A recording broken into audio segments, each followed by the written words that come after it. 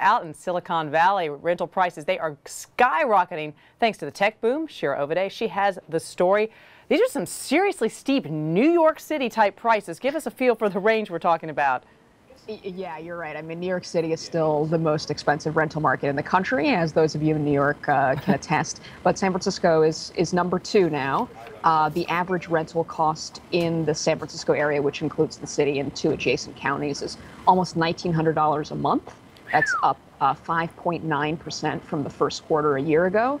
And basically, in the last, depending on who you ask, the last 6 months, a year, 18 months, the rental prices have really been increasing at a rate that people here say they haven't seen since the .com era, tech boom a decade ago. Sure, who do we have to blame for this? Facebook, Google? I mean, let's start naming names here. They're luring all these workers out there with promises of gold and dreams and jacking up the prices. Yeah, that's right. I mean, a lot of people, there are a lot of factors, including that San Francisco is a relatively small city. It's hemmed in on all sides by water, and there aren't a lot of new developments going up in the city. But you're right that there are people, especially young, relatively affluent workers, coming from other cities to San Francisco and to Silicon Valley to work, to get these tech jobs at Twitter and Facebook and Google and biotech companies and startups you've never heard of. And that demand is pushing up rental prices in many cities. Go west, young man, they said. Now, Shira, when you talk to the people who are out there on the streets trying to find a place to live, tell us some of the horror stories. Yeah, and frankly, I experienced this myself when I moved here a few months ago, that people say, you know, you go to open houses and there are dozens and dozens of people sometimes at open houses for relatively lackluster places. You know, I talked to one apartment hunter a little while ago. He said they thought there was going to be a fist fight at one open house he attended.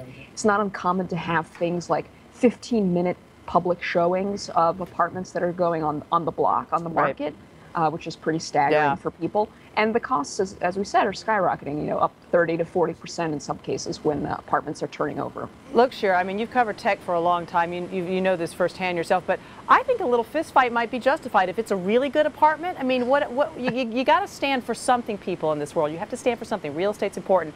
All right, I digress. Let's go back to this, though. I want to know, just in terms of the buildings themselves, are these landlords just slapping a coat of paint on something and then turning around and flipping it for 30% more in terms of the rental price?